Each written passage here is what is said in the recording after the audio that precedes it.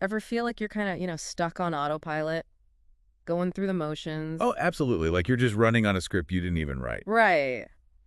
Well, get this. The book we're diving into today, Atomic Habits. Love that book.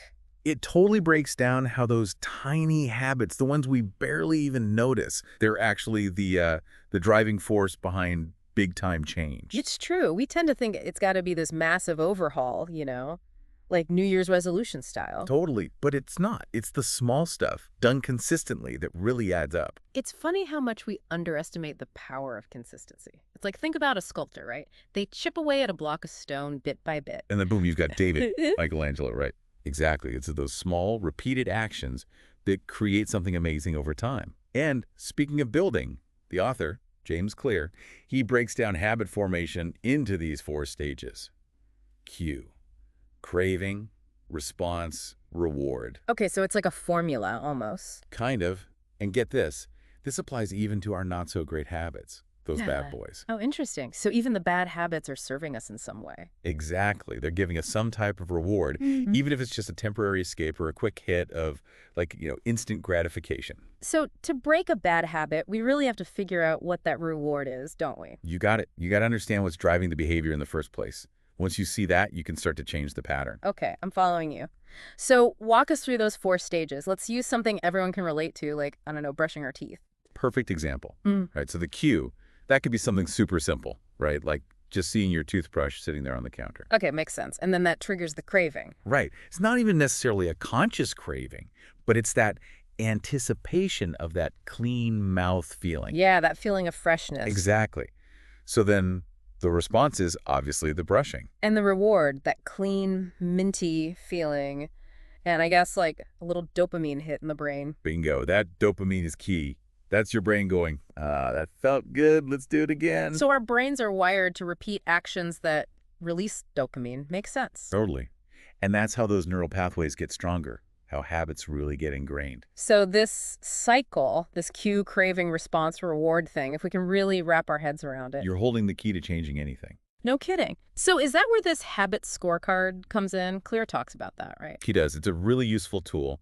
It's less about judgment and more about playing detective with yourself. Oh, okay. I like that. Yeah, just grab a notebook or use your phone and start jotting down your actions throughout the day. What are you doing? What happens right before? What's that feeling afterwards? You start to notice the patterns. Like my phone buzzes, I pick it up, cue, craving, response, reward, boom. I didn't even realize how much I was doing that. It's eye-opening. Right, that's the power of awareness. It's the first step to making any real change. It's like we're almost puppets, just reacting to these cues.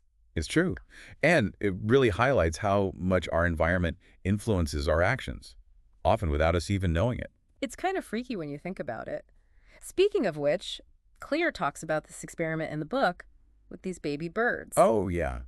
The one with the red dots. Yes. What's up with that? So baby birds, they're hardwired to peck at a red dot on their mom's beak. It triggers her to feed them. Okay. But scientists, they created these fake beaks, just cardboard, with a red dot. And guess what? Those baby birds went nuts pecking at them, even though there was no food coming out. No kidding. Nope. Pure instinct, triggered by that visual cue. It's pretty amazing. Wow. So are you saying like we're all just a bunch of baby birds at the mercy of whatever red dot's life throws at us? Well, not exactly. But the point is, we're way more susceptible to those cues than we realize. And that's where environment design comes in. Environment design. Yeah. Clear talks about how we can actually optimize our surroundings to make it easier to form good habits and break bad ones. Interesting. Give me an example. Think about the Japanese railway system. Have you heard about their point and call method? Vaguely. Something about the conductors, right? Yes. So they have this ritual. Every time they pass a signal, they point at it and call out what it is. Like, signal's green, proceed. Might seem a little extra, but it works wonders in reducing errors. Really? Just from pointing and calling? It creates this powerful visual and auditory cue, snaps them into focus, reinforces the desired behavior. Interesting. So it's like taking that extra moment to really be present.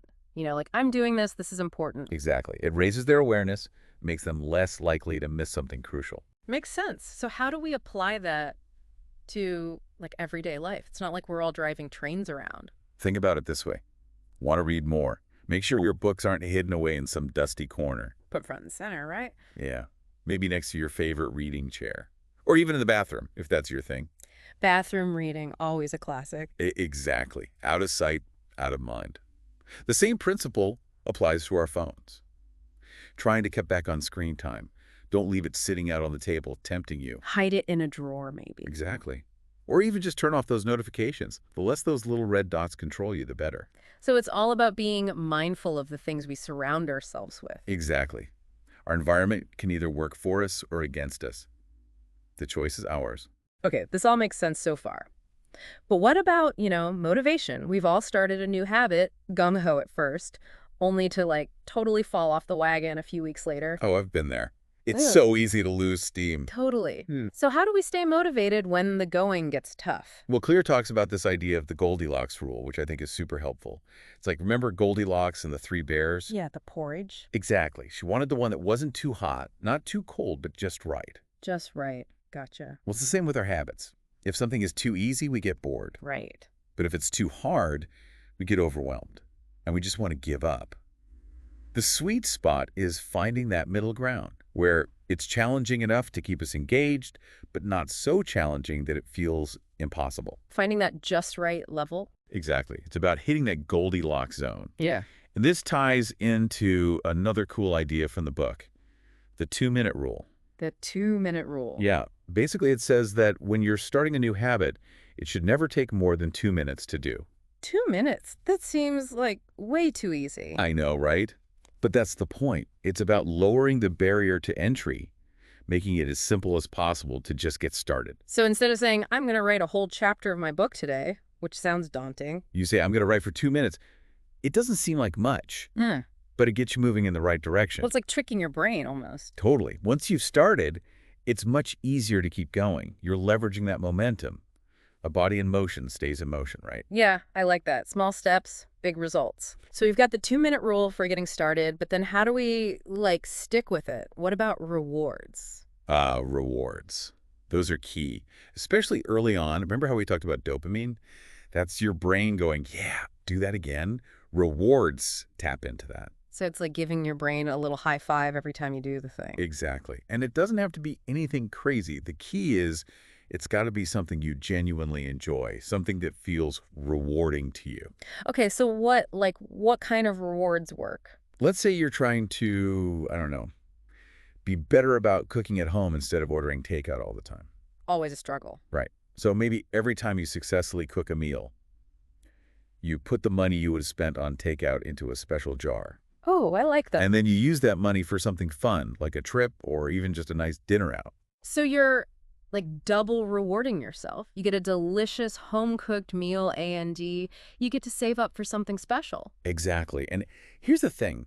By linking that reward to a larger goal, you're also reinforcing a certain identity.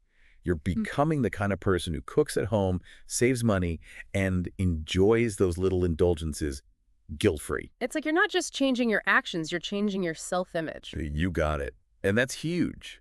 Claire talks about how our habits actually shape our identity, and vice versa. So the more I cook at home, the more I see myself as a chef in my own right, even if it's just simple stuff. Exactly. It's a powerful feedback loop. You act like the person you want to be, and eventually you start to believe it. Okay, now my mind is officially blown. So it's not just about forming good habits, it's about becoming the best version of ourselves. I love that.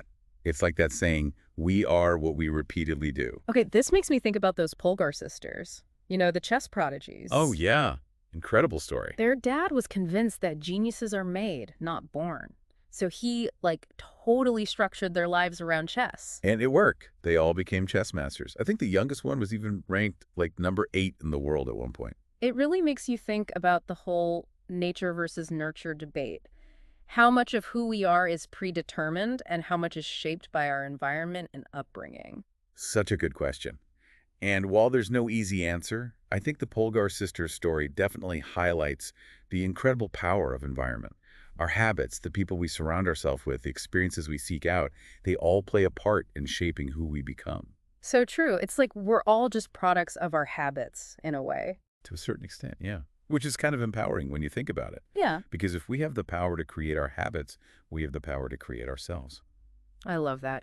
Okay, so to bring it all back to Atomic Habits, it sounds like the key takeaway here is that Small changes, compounded over time, can lead to remarkable transformations. Absolutely. And it's never too late to start. No matter where you are in life, what your goals are, the principles in this book can help you make meaningful progress. It's about taking ownership of your habits, understanding the cues and rewards that drive your behavior, and designing an environment that supports your aspirations. Beautifully said. Atomic Habits, it's a game changer for sure. And on that note, thanks to everyone for joining us on this deep dive. It's been amazing having you along for the ride. Until next time, remember, even the smallest changes can make a world of difference. Go out there and be the architect of your